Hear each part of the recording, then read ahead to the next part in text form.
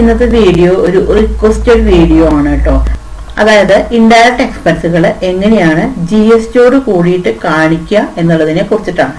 അപ്പോൾ ഒരാൾ കമന്റിലൂടെ ചോദിച്ചിട്ടുണ്ടായിരുന്നത്, ഒരു A4 ഷീറ്റ് പേപ്പർ വാങ്ങിക്കുമ്പോൾ അത് GSTയോട് കൂടിയിട്ട് എങ്ങനെയാണ് ബില്ല് ചെയ്യുക എന്നുള്ളതായിരുന്നു അയാൾ ചോദിച്ചിട്ടുണ്ടായിരുന്നത്. അപ്പൊ അതിനെ കുറിച്ചിട്ടാണ് ഇന്നത്തെ വീഡിയോയിൽ പറയാൻ പോകുന്നത്. ഹലോ ഫ്രണ്ട്സ്, ഞാൻ Shyamala Narayanan. Welcome back to my channel Tally accounting Malayalam. അപ്പോൾ ഇന്നത്തെ ടോപ്പിക് എന്ന് പറയുന്നത് ഇൻഡയറക്റ്റ് എക്സ്പെൻസുകൾ വിത്ത് GSTയോട് കൂടിയിട്ട് ടാലി പ്രൈമിൽ എങ്ങനെയാണ് കാണിക്കുക എന്നുള്ളതിനെ കുറിച്ചിട്ടാണ്. അപ്പോൾ വീഡിയോയ്ക്ക് കടക്കുന്നതിന് മുമ്പ് ഒരു ചെറിയ കാര്യം, എന്റെ ചാനൽ ആദ്യമായിട്ടാണ് നിങ്ങൾ കാണണമെന്നുണ്ടെന്നുണ്ടെങ്കിൽ, എന്റെ ടീച്ചിങ് സ്റ്റൈല് നിങ്ങൾക്ക് ഇഷ്ടമാവുകയാണെന്നുണ്ടെന്നുണ്ടെങ്കിൽ ഒന്ന് സബ്സ്ക്രൈബ് ചെയ്യണേ. അതോടൊപ്പം തന്നെ തൊട്ടടുത്തുള്ള ബെല്ലൈക്കനും കൂടി ഒന്ന് ക്ലിക്ക് ചെയ്തോളൂ.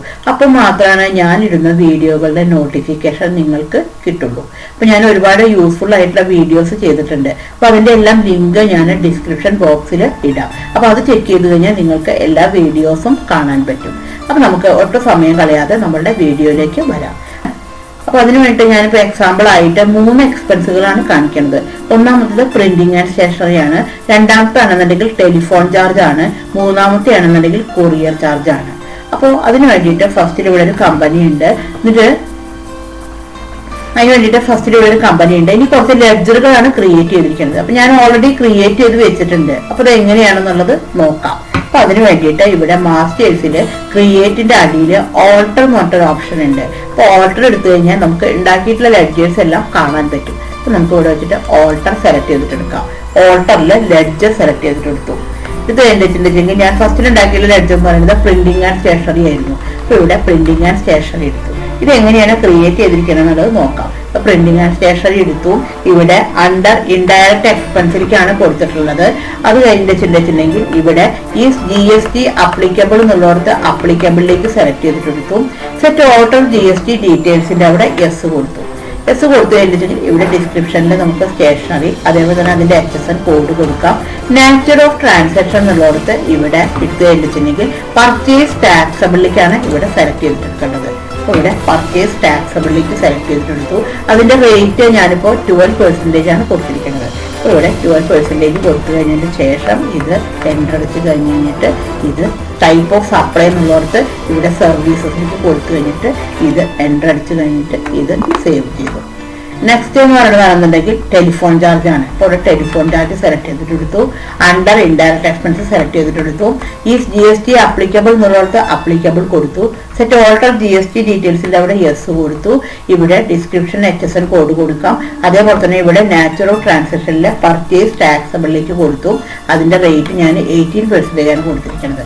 ഇത് എൻ്റർ അടിച്ച് കഴിഞ്ഞതിന് ശേഷം ടൈപ്പ് ഓഫ് സപ്ലൈ സർവീസസിലേക്ക് കൊടുത്തിട്ട് ഇത് സേവ് ചെയ്തു. നെക്സ്റ്റ് എന്ന് പറഞ്ഞതാണെങ്കിൽ കൊറിയർ ചാർജ് ആണ്. അപ്പോൾ കൊറിയർ ചാർജ് സെലക്ട് ചെയ്തിട്ടെടുത്തു. എൻ്റർ അടിച്ചു. അണ്ടർ ഇൻഡയറക്റ്റ് എക്സ്പെൻസിലേക്ക് കൊടുത്തു.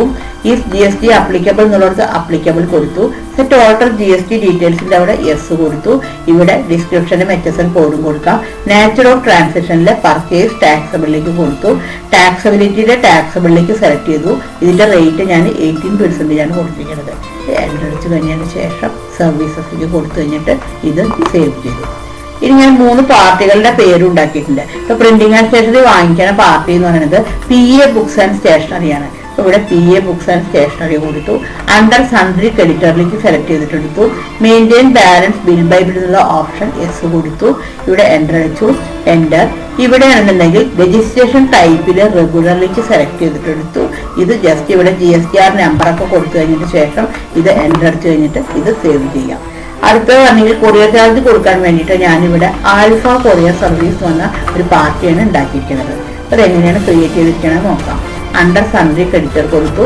Maintain balance bill by bill എന്നുള്ള ഓപ്ഷൻ യെസ് കൊടുത്തു. ഇവിടെ എൻ്റർ അടിച്ചു.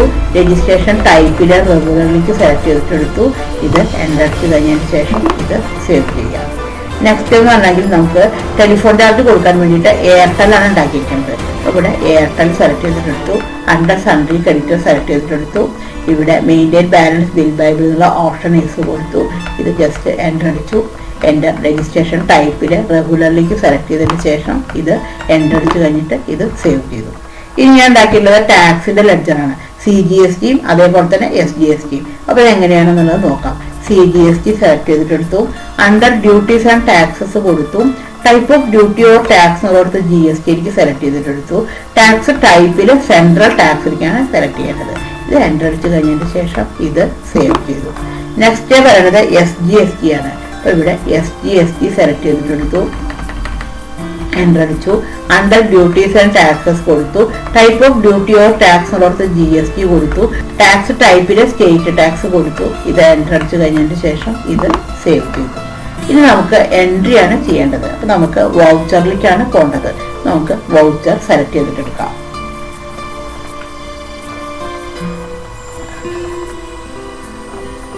ഇപ്പൊ ഈ എൻട്രി നമ്മൾ പർച്ചേസിലാണ് ചെയ്യേണ്ടത്. പക്ഷെ ഇവിടെ നോക്കിക്കഴിഞ്ഞിട്ടുണ്ടെങ്കിൽ മനസ്സിലാവും. ഇപ്പൊ ഇവിടെ പർച്ചേസ് എടുത്ത് കഴിഞ്ഞിട്ടുണ്ടെങ്കിൽ ഇപ്പൊ ഇവിടെ നെയിം ഓഫ് ഐറ്റം എന്ന് പറഞ്ഞിട്ടാണ് കിടക്കുന്നത്. പക്ഷെ നമുക്കിപ്പോ printing and stationery courier charge എന്ന് പറയുന്നതൊന്നും ഐറ്റം അല്ല. അപ്പൊ പർച്ചേസ് തന്നെ ചെയ്യും വേണം, പക്ഷെ ഇവിടെ നെയിം ഓഫ് ഐറ്റം ഉണ്ടാവാൻ പാടില്ല. അപ്പൊ പർച്ചേസിലെ 2 മോഡ് ഉണ്ട്. നമുക്ക് ഐറ്റം മോഡിലും ചെയ്യാം, അതേപോലെ തന്നെ ഇൻവോയ്സ് മോഡിലും ചെയ്യാം.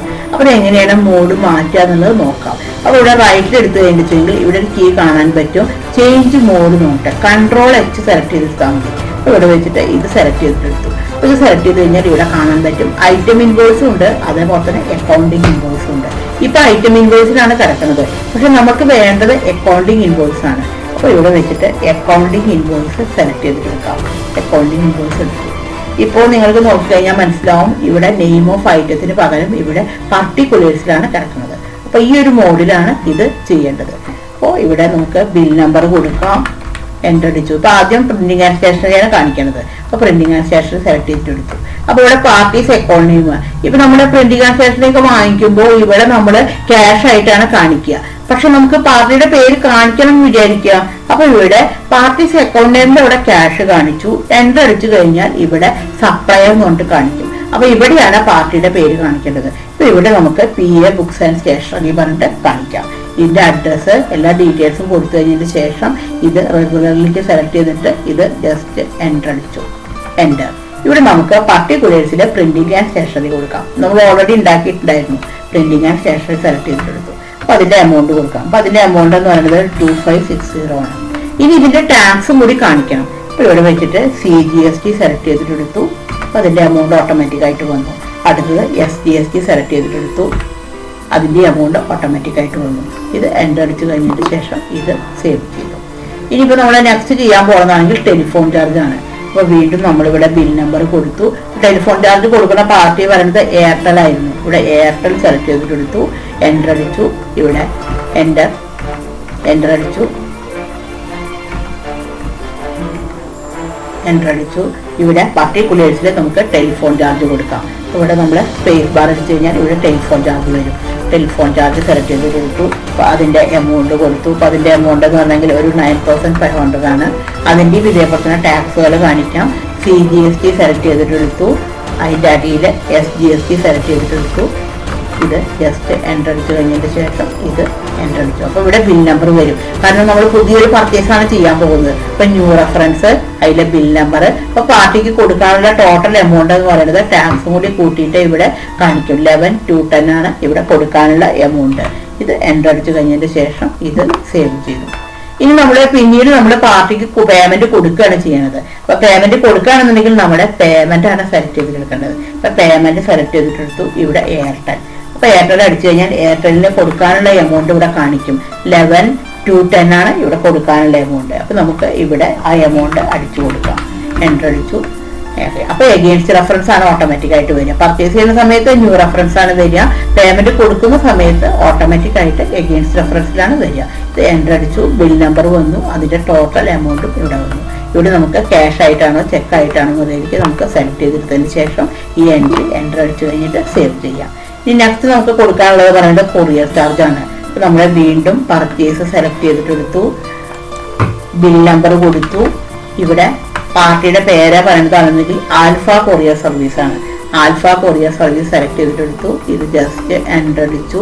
എൻ്റർ അടിച്ചു കഴിഞ്ഞതിന് ശേഷം പർട്ടിക്കുലേഴ്സിലെ കൊറിയർ സർവീസ് സെലക്ട് ചെയ്തിട്ടെടുത്തു. കൊറിയർ ചാർജ് സെലക്ട് ചെയ്തിട്ടെടുത്തു. അതിൻ്റെ എമൗണ്ട് ഇവിടെ കൊടുത്തു. അതിൻ്റെ അടിയിൽ CGST കൊടുത്തു. അതേപോലെ തന്നെ SGST കൊടുത്തു. എൻ്റർ അടിച്ചു കഴിഞ്ഞതിന് ശേഷം ഇത് എൻ്റർ അടിച്ചിട്ട് ന്യൂ റെഫറൻസിൽ വന്നു. എൻ്റർ അടിച്ചിട്ട് സേവ് ചെയ്തു. ഇനി ഈ പാർട്ടിക്ക് പേയ്മെന്റ് കൊടുക്കുകയാണ് ചെയ്യണത്. അപ്പോൾ ഇവിടെ പേയ്മെന്റ് സെലക്ട് ചെയ്തിട്ടെടുത്തു, ഇവിടെ പാർട്ടി സെലക്ട് ചെയ്തിട്ടെടുത്തു, ആൽഫ കൊറിയർ സർവീസ്. ആൽഫയ്ക്ക് കൊടുക്കാനുള്ള എമൗണ്ട് ഇവിടെ കാണിക്കും, 7316 ആണ്. എൻ്റർ അടിച്ചു. ഓട്ടോമാറ്റിക്കായിട്ട് എഗെയിൻസ്റ്റ് റെഫറൻസിൽ വരും. എൻ്റർ അടിച്ചു. ഇവിടെ ക്യാഷ് ഓർ ബാങ്ക് സെലക്ട് ചെയ്തിട്ടെടുക്കാം. ഇവിടെ ക്യാഷ് സെലക്ട് ചെയ്തിട്ടു. ഇത് ജസ്റ്റ് എൻ്റർ അടിച്ച് കഴിഞ്ഞതിന് ശേഷം ഇത് സേവ് ചെയ്തു. അപ്പോൾ ഇൻഡയറക്റ്റ് എക്സ്പെൻസുകൾ GSTയോട് കൂടിയിട്ട് ഇങ്ങനെയാണ് കാണിക്കുക. ഇനി നമുക്ക് ഇതിന്റെ റിപ്പോർട്ട് എടുത്ത് നോക്കാം. അപ്പോൾ GSTയുടെ റിപ്പോർട്ട് എടുത്ത് നോക്കാൻ വേണ്ടിയിട്ട് ഇവിടെ ഗേറ്റ് ഓഫ് ടാലിയിൽ ഡിസ്പ്ലേ മോർ റിപ്പോർട്ട്സ് ആണ് സെലക്ട് ചെയ്തെടുക്കേണ്ടത്. അപ്പോൾ ഡി പ്രസ് ചെയ്തിട്ട് എടുക്കുക. അതിൽ GST റിപ്പോർട്ട്സ് പറഞ്ഞിട്ട് ഇവിടെ കാണിക്കും. GST റിപ്പോർട്ട്സ് എടുത്തു കഴിഞ്ഞാൽ പർച്ചേസിന്റെ എല്ലാ ട്രാൻസാക്ഷനും കാണാൻ വേണ്ടിയിട്ട് ഇവിടെ GSTR 2 ആണ് എടുക്കേണ്ടത്. കാരണം B2B ഇൻവോയ്സ് ആണ്, ബിസിനസ് ടു ബിസിനസ് ഇൻവോയ്സ് ആണ്. അപ്പോൾ ഇവിടെ വെച്ചിട്ട് GSTR 2 സെലക്ട് ചെയ്തിട്ടെടുത്തു. അപ്പോൾ GSTR 2 സെലക്ട് ചെയ്തെടുത്തിട്ടുണ്ടെങ്കിൽ ഇവിടെ കാണിക്കും 3 വൗച്ചറുകളാണ് നമ്മൾ ചെയ്തിരിക്കുന്നത് എന്നുള്ളത് ഇവിടെ കാണിക്കും. അപ്പോൾ ഇവിടെ വെച്ചിട്ട് ജസ്റ്റ് ഇത് എൻ്റർ അടിച്ച് കഴിഞ്ഞിട്ടുണ്ടെങ്കിൽ നമ്മൾ ചെയ്തിട്ടുള്ള വൗച്ചറുകൾ ഇവിടെ കാണിക്കും. നോക്കുകയെന്ന് വെച്ചെങ്കിൽ നമുക്ക് മനസ്സിലാവും. ഇവിടെ PA ബുക്സ് ആൻഡ് സ്റ്റേഷനറി ഉണ്ട്, അതേപോലെ തന്നെ എയർടെൽ ഉണ്ട്, അതേപോലെ തന്നെ ആൽഫ കൊറിയർ സർവീസ് ഉണ്ട്. ഇപ്പോൾ നമ്പർ ഓഫ് ഇൻവോയ്സസ് ഇവിടെ വന്നിട്ടുണ്ട്, ടാക്സിന്റെ എമൗണ്ട് ഇവിടെ വന്നിട്ടുണ്ട്, ടാക്സ് പെയ്ഡ് എന്ന് പറഞ്ഞിട്ട് ഇവിടെ ടാക്സിന്റെ മൊത്തം എമൗണ്ടും ഇവിടെ കാണിച്ചിട്ടുണ്ട്. ഇത് നമുക്ക് ജസ്റ്റ് ഇവിടെ വെച്ചിട്ട് നമുക്കൊന്ന് എൻ്റർ അടിച്ച് കഴിഞ്ഞിട്ടുണ്ടെങ്കിൽ നമുക്കിവിടെ ഡീറ്റെയിൽ ആയിട്ട് കാണാൻ പറ്റും. അപ്പോൾ ഇവിടെ ഇൻവോയ്സ് നമ്പർ വന്നിട്ടുണ്ട്, അതേപോലെ തന്നെ ഇൻവോയ്സ് ഡേറ്റ്, അതേപോലെ തന്നെ ഇവിടെ ടോട്ടൽ ഇൻവോയ്സ് വാല്യൂ വന്നിട്ടുണ്ട്, അതിൻ്റെ ടോട്ടൽ ടാക്സ് എമൗണ്ട് ഇവിടെ വന്നിട്ടുണ്ട്. നമുക്ക് ഇങ്ങനെ ഓരോന്നും നമുക്ക് ഇങ്ങനെ ഡീറ്റെയിൽ ആയിട്ട് കാണാൻ പറ്റും. അതേപോലെ തന്നെ ഇവിടെ സെൻട്രൽ ടാക്സിലെ എമൗണ്ട് വന്നിട്ടുണ്ട്, അതേപോലെ തന്നെ GSTയുടെ എമൗണ്ടും അതേപോലെ തന്നെ SGSTയുടെ എമൗണ്ടും ഇവിടെ ഡീറ്റെയിൽ ആയിട്ട് ഇവിടെ കാണിക്കുന്നുണ്ട്. നമുക്ക് അടുത്ത് തന്നെ സെലക്ട് ചെയ്തിട്ട് എടുക്കണമെങ്കിൽ എയർടെൽ സെലക്ട് ചെയ്തിട്ട് എടുക്കും. എൻ്റർ അടിച്ചു കഴിഞ്ഞാൽ ഇവിടെ എയർടെല്ലിൻ്റെ എമൗണ്ടും ഇവിടെ കാണിക്കും. അപ്പോൾ ഇങ്ങനെയാണ് ഇൻഡയറക്റ്റ് എക്സ്പെൻസുകൾ അണ്ടർ GSTയോട് കൂടിയിട്ട് ചെയ്യുക. അപ്പോൾ ഇത് നിങ്ങൾക്ക് മനസ്സിലായി എന്ന് ഞാൻ വിചാരിക്കുന്നു. Thank you for watching.